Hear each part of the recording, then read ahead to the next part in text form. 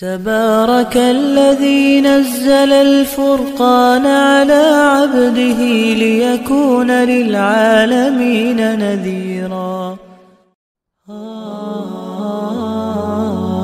الحمد لله نحمده ونستعينه ونستغفره ونؤمن به ونتوكل عليه ونعوذ بالله من شرور أنفسنا ومن سيئات أعمالنا. من يهده الله فلا مضل له ومن يضلله فلا هادي له. ونشهد أن لا إله إلا الله وحده لا شريك له ونشهد أن سيدنا ومولانا محمدا عبده ورسوله أرسله إلى كافة للناس بشيرا ونذيرا وداعيا إلى الله بإذنه وسراجا منيرا. أما بعد فأعوذ بالله من الشيطان الرجيم. بسم الله الرحمن الرحيم.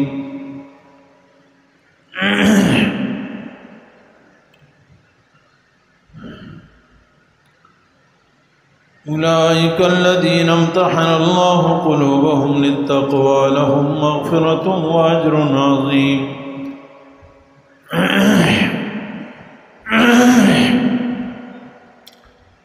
وقال النبي صلى الله عليه وسلم اللهم أعز الإسلام بعمر بن الخطاب أو بعمرو بن هشام أو كما قال عليه الصلاة والسلام.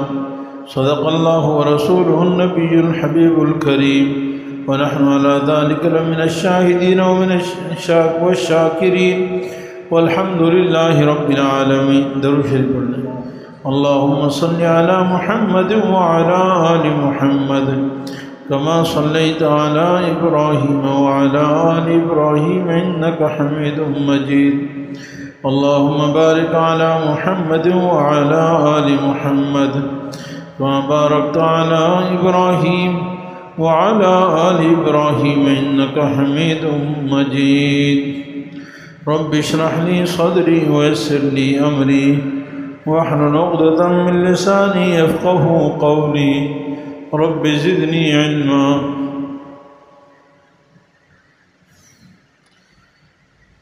سب تعریفیں اللہ جل جلالہ کے لیے ہیں. اسی پر ہمارا ایمان ہے، اسی پر اعتماد اور بھروسہ ہے.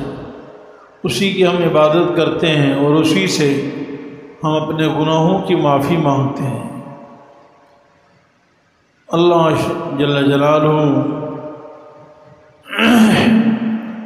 نے انسان کو اپنی عبادت کے لیے پیدا فرمایا، انس و جن کو عبادت کے لیے پیدا فرمایا، اور انس و جن کی ہدایت کے لیے اللہ نے انبیاء علیہ السلام کو بھیجا.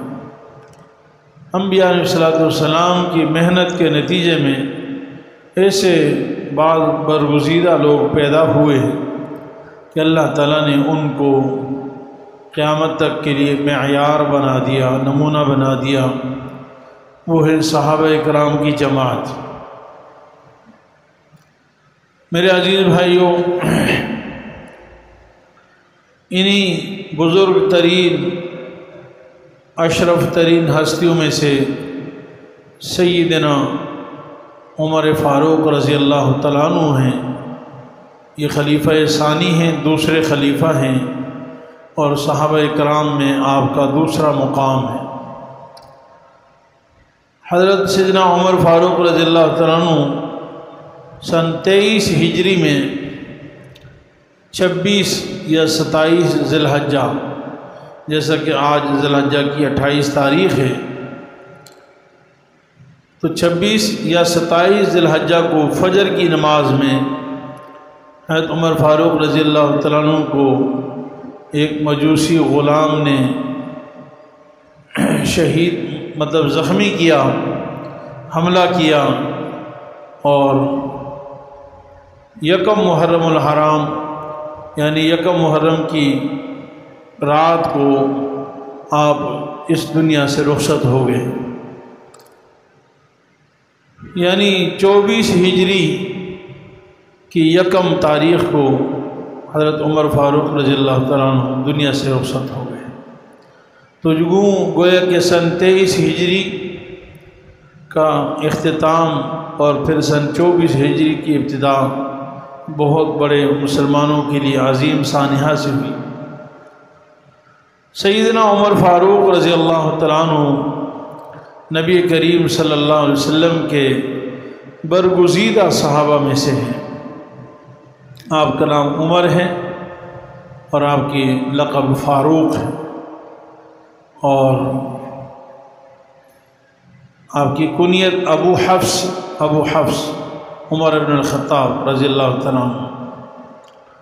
آپ کو یہ اعزاز بھی حاصل ہے کہ آپ کی بیٹی سیدہ حفصہ رضی اللہ تعالیٰ عنہ وہ قیامت تک آنے والے سارے انسانوں کی، مومنین کی ماں ہیں۔ وازواجہ امہاتہم، آپ صلی اللہ علیہ وسلم کی بیوی ہیں۔ ابو بکر صدیق کی بیٹی بھی جناب رسول اللہ صلی اللہ علیہ وسلم کی بیوی ہیں، اور جناب سیدنا عمر فاروق رضی اللہ تعالیٰ عنہ کی بیٹی بھی سیدنا محمد مصطفیٰ صلی اللہ علیہ وسلم کی بیوی ہیں۔ تو گویا کہ ابو بکر عمر دونوں جناب رسول اللہ صلی اللہ علیہ وسلم کے سسرالی رشتہ دار ہیں، یعنی سسر ابو جس کو کہتے ہیں، باپ کہتے ہیں۔ یہ اعزاز حاصل ہے۔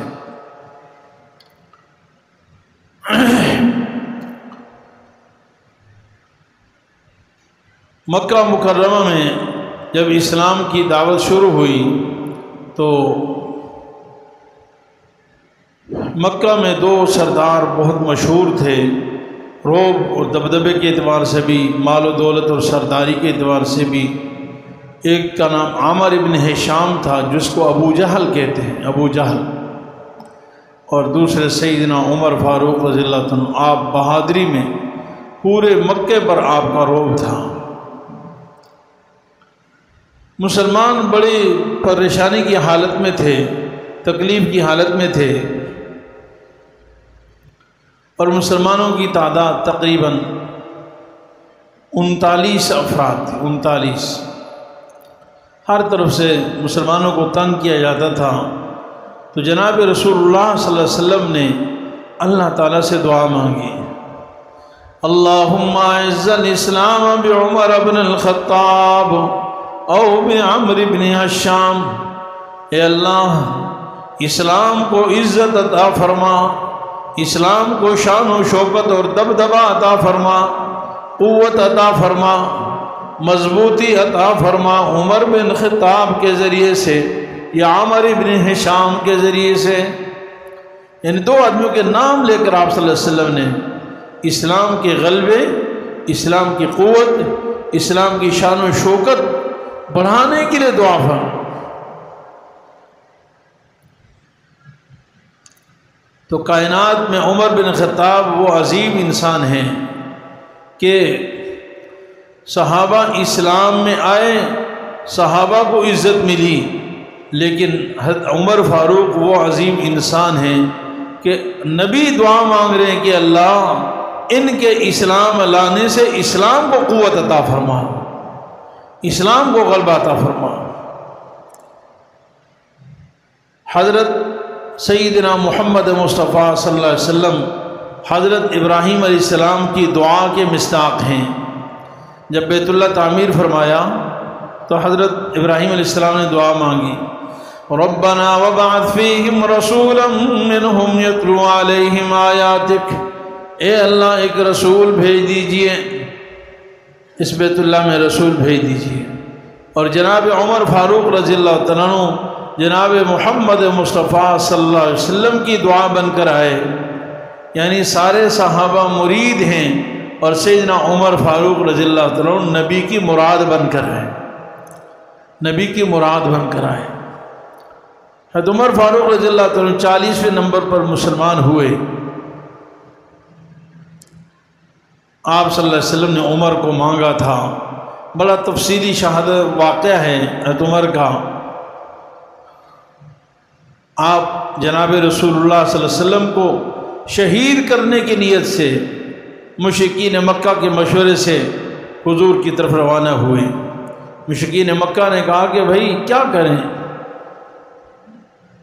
اگر کوئی ایک قبیلہ آپ صلی اللہ علیہ وسلم کو شہید کرتا ہے تو قبائلی لڑائیاں ہوتی تھی عرب میں، پھر تو باقی قبیلوں والوں کی اور اس قبیلے کی قریش کی لڑائی ہو جائے گی کہ بھائی قریش کہے کہ ہمارے آدمی کو کیوں قتل کیا؟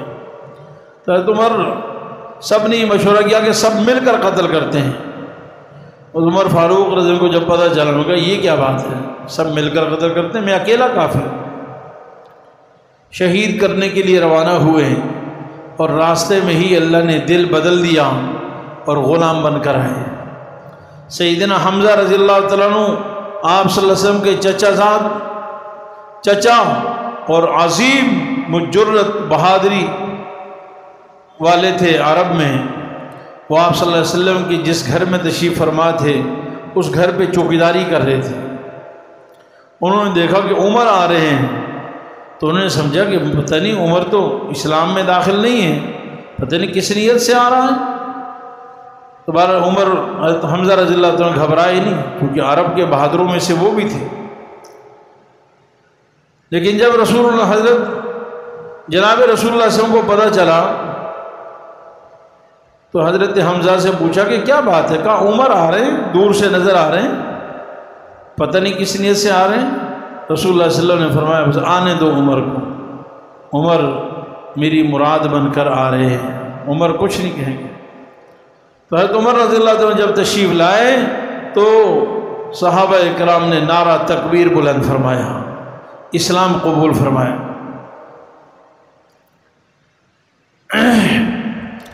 اللہ تعالیٰ نے حضرت عمر رضی اللہ عنہ کی بڑے فضائل عطا فرمائے، شاید ہی کسی اور کے اندر اتنے بڑے فضائل ہوں جتنے فضائل اللہ تعالیٰ نے حضرت عمر رضی اللہ عنہ کو عطا فرمائے۔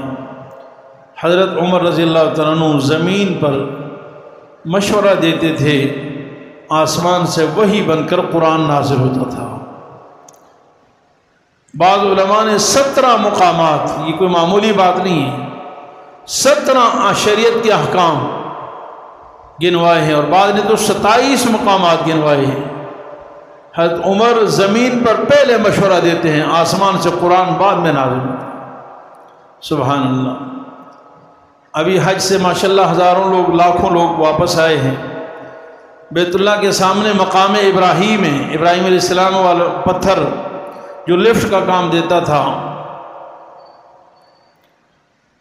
حضرت عمر رضی اللہ عنہ نے جناب رسول اللہ صلی اللہ علیہ وسلم کو مشورہ دیا کہ یا رسول اللہ میرا دل چاہتا ہے کہ اس مقام ابراہیم کے پیچھے کھڑے ہو کر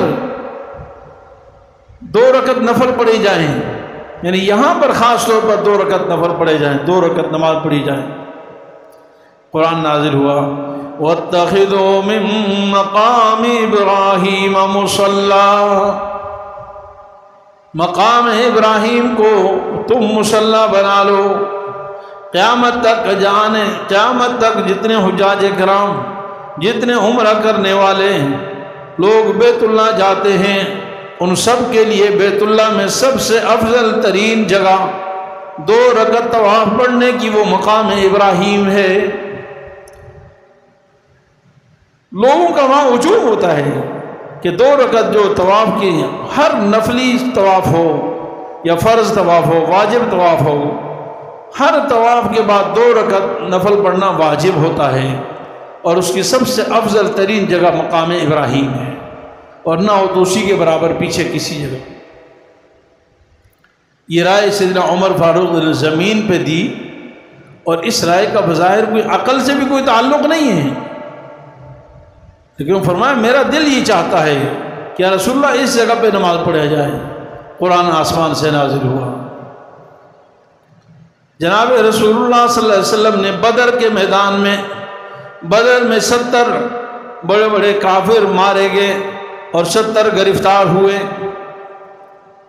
صحابہ سے مشورہ کیا کہ اسلام کی سب سے پہلے عظیم الشان لڑائی ہے، کافروں کے ساتھ، قیدیوں کے ساتھ کیا معاملہ کیا جائے۔ مختلف آراء آئی۔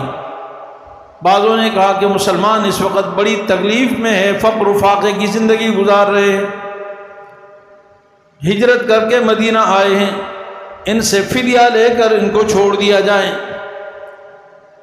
فدیہ لے کر ان کو چھوڑ دیا جائے گا، 2 فائدے حاصل ہوں گے، ایک تو مسلمانوں کو مالی مدد بھی ہو جائے گی، اور دوسرا ان کو احسان کر کے جب ہم چھوڑیں گے تو ہو سکتا ہے یہ لوگ بعد میں اسلام قبول کر لیں۔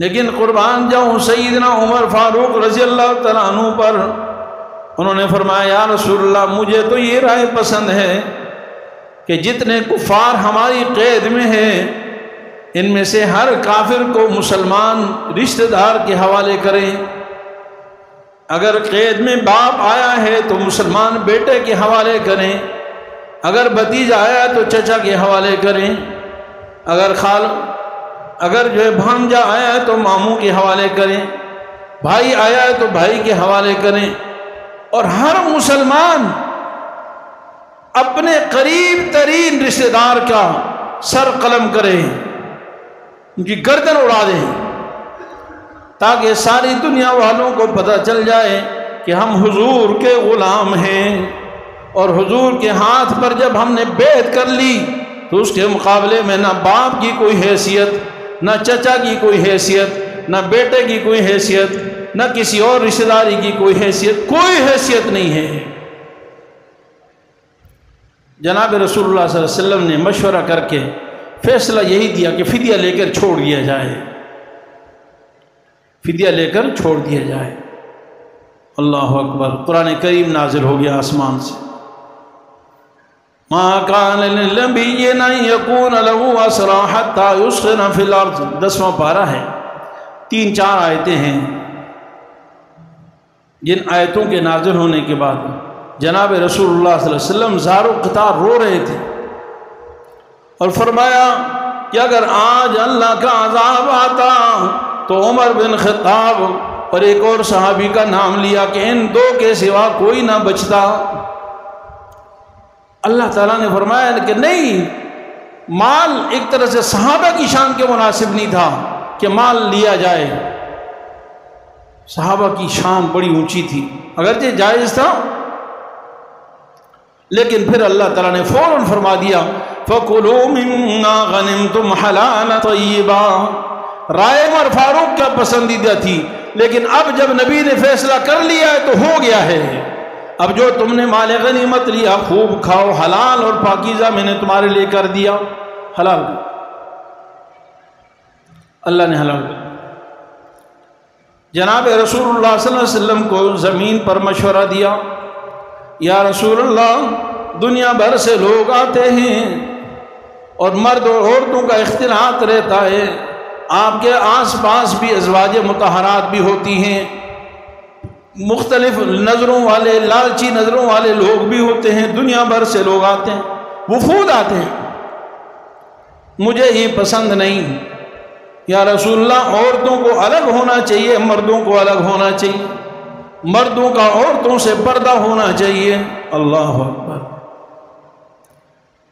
کہتے ہیں حضرت عمر فاروق رضی اللہ عنہ نے جب یہ مشورہ دیا نا، اور مشورہ صرف ازواج مطہرات کے لیے دیا تھا فی الحال، کیونکہ معاملہ وہی تھا، تو بعض ازواج مطہرات نے حضرت عمر سے کہا کہ تم کیا ہمارے پیچھے لگے رہتے ہو، پابندیاں لگاتے ہو،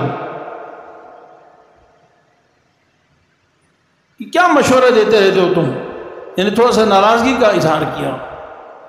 اللہ تعالیٰ نے آسمان سے قرآن نازل فرما دیا، یا ایھا النبی قل لازواجک وبناتک ونساء المؤمنین یدنین علیہن من جلابیبہن۔ سبحان اللہ۔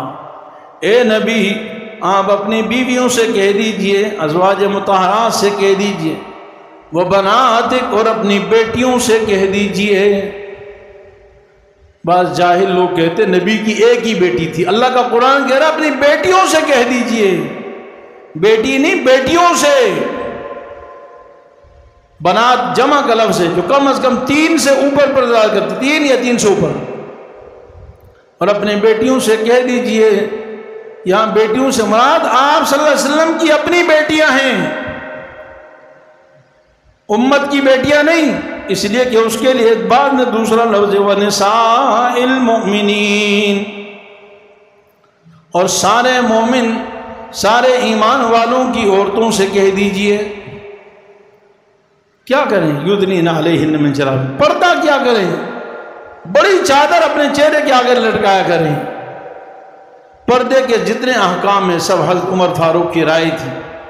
اللہ نے آسمان سے قرآن بنا کر نازل فرما دیا. حضرت عمر رضی اللہ عنہ بڑی عظیم شان والے تھے. حدیث میں آتا ہے ہر امت میں کچھ لوگ ایسے ہوتے ہیں جن کو حق بات کا الہام ہوتا ہے. میری امت میں سیدنا عمر فاروق ہے جن کو حق بات کا الہام آسمان سے ہوتا ہے. الہام. اور کیوں نہ ہو، جناب رسول اللہ صلی اللہ علیہ وسلم نے جس کی فضیلت ہی بیان فرمایا کہ قیامت تک کے لیے نبوت کا دروازہ بند ہو گیا. میں خاتم النبیین بن کر آیا ہوں، خاتم المرسلین بن کر آیا ہوں. نبوت کا دروازہ بند ہو گیا. آخری نبی سیدنا محمد مصطفیٰ صلی اللہ علیہ وسلم ہیں.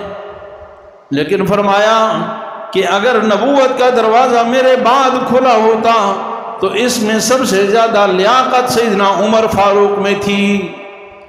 لو کان بعدی نبی لکان عمر.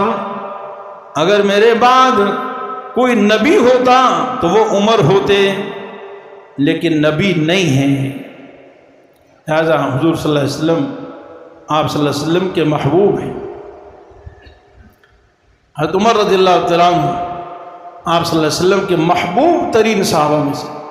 صحابہ تو سارے محبوب تھے جن کی شان قرآن نے بیان فرمائی، لیکن عمر کی شان کچھ اور ہے. حضرت عمر بن عاص رضی اللہ عنہ فرماتے ہیں کہ میں رسول اللہ صلی اللہ علیہ وسلم کے پاس آیا. میں نے سوال کیا، یا رسول اللہ ای الناس احب الیک. یا رسول اللہ ایک سوال کا جواب تو دیجئے، ساری کائنات میں، سارے انسانوں میں سب سے زیادہ محبوب کون ہے آپ کے نزدیک؟ آپ کو ساری کائنات میں سب سے زیادہ محبت کس سے؟ اللہ اکبر. قربان جاؤں میری اور آپ کی ماں اماں عائشہ پر. آپ صلی اللہ علیہ وسلم نے بے دریغ فرمایا، عائشہ، سب سے زیادہ محبت مجھے عائشہ سے ہے. ساری کائنات میں سب سے زیادہ مجھے محبت عائشہ سے ہے. قلت من الرجال. حضرت عمر بن عاص فرماتے ہیں میں نے کہا یا رسول اللہ عورتوں کی بات نہیں کر رہا.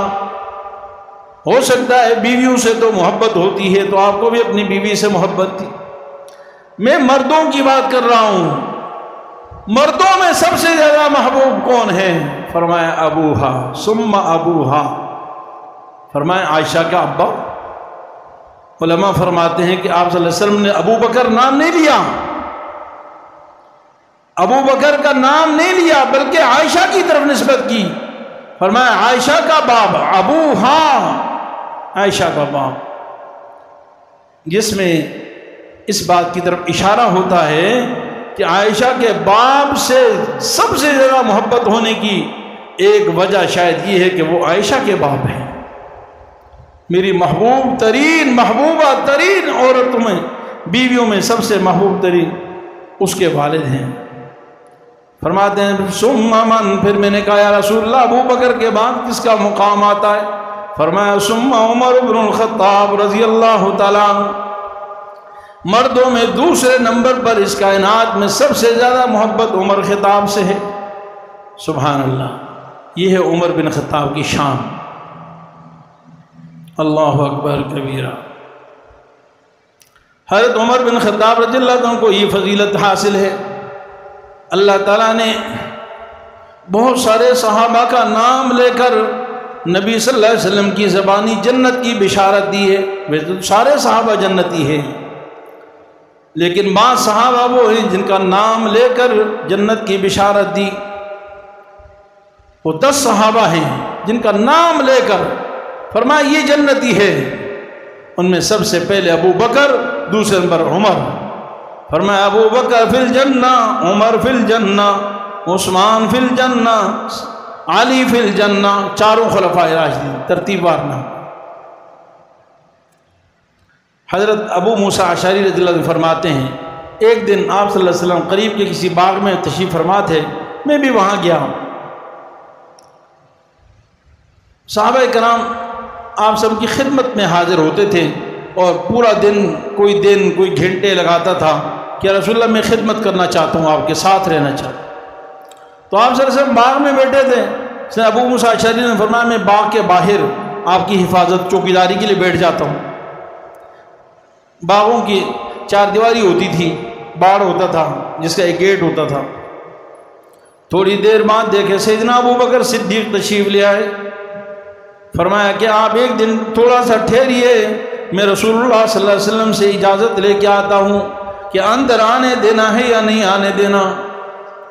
فرماتے میں اندر آیا، میں نے کہا یا رسول اللہ، ابو بکر دروازہ کھٹکھٹا رہے ہیں، ابو بکر اندر آنا چاہتے ہیں۔ فرمایا اس کو اجازت دے دیجئے، وَبَشِّرْهُ بِالْجَنَّةِ، ابو بکر کو آنے کی اجازت بھی دے دیجئے اور ساتھ انہیں جنت کی بشارت بھی دے دیجئے۔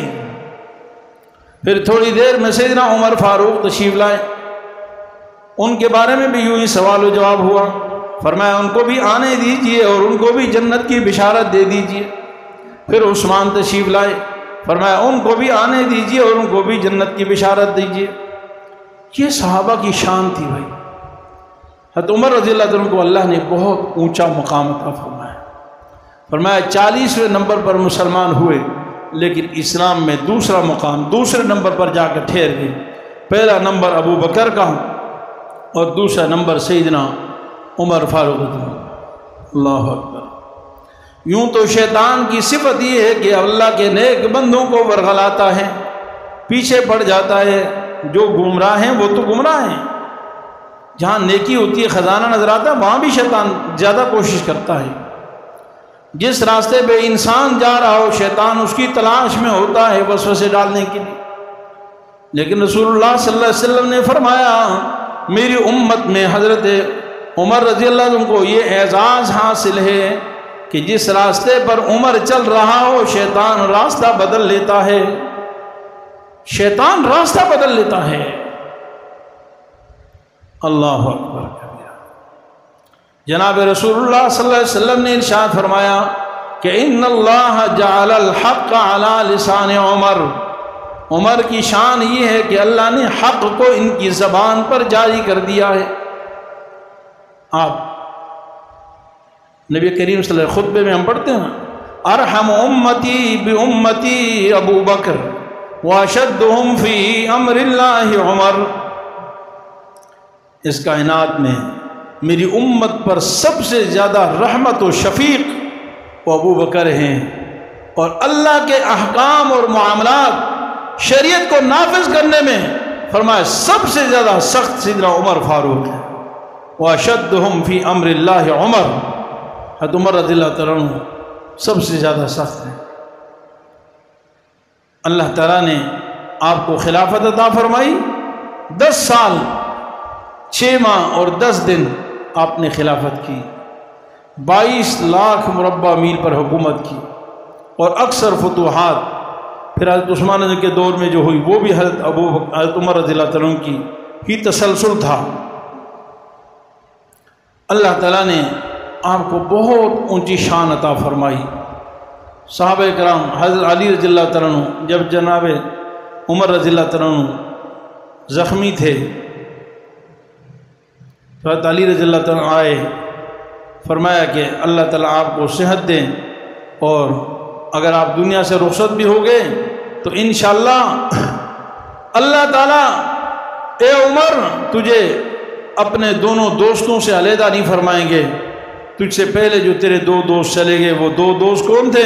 ایک جناب سیدنا محمد مصطفیٰ اور دوسرے سیدنا ابو بکر صدیق رضی اللہ عنہ، کیونکہ ہم زندگی بھر جب بھی کوئی بات آپ صلی اللہ علیہ وسلم فرماتے تو آپ فرماتے میں تھا اور ابو بکر و عمر، میں نے کیا اور ابو بکر و عمر نے کیا، چلا میں اور ابو بکر و عمر۔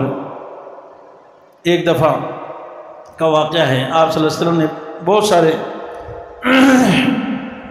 قیامت کے قریب کی علامات بیان فرمائی کہ اس طرح بھی زمانہ آئے گا کہ بھیڑیا باتیں کرے گا، جانور باتیں کرے گا۔ تو صحابہ کرام نے سبحان اللہ کہا، بھیڑیا بھی بات کر سکتا ہے؟ تو فرمایا کہ تمہیں تعجب ہو رہا ہے اور مجھے اور ابو بکر عمر کو پورا یقین ہے، حالانکہ وہاں نہ ابو بکر تھے نہ عمر تھے۔ یہ تھا صحابہ کا ایمان کہ آپ صلی اللہ علیہ وسلم کو غائبانہ طور پر ابو بکر و عمر کے ایمان کا اندازہ تھا۔ جناب رسول اللہ صلی اللہ علیہ وسلم نے فرمایا جنت کے جوانوں کے سردار حسن اور حسین ہوں گے، لیکن جنت کے بوڑھوں کے سردار ابو بکر و عمر ہوں گے۔ اللہ تعالی ہمیں ان صحابہ کرام کے نقش قدم پر چلنے کی توفیق عطا فرمائے۔ وآخر دعوانا ان الحمد للہ رب العالمین۔ مفتی صاحب کے یوٹیوب چینل کو سبسکرائب کیجئے اور ان کے تازہ بیانات کے ذریعے اپنی علمی، اصلاحی اور فکری آبیاری کرتے رہیے۔ جزاکم اللہ۔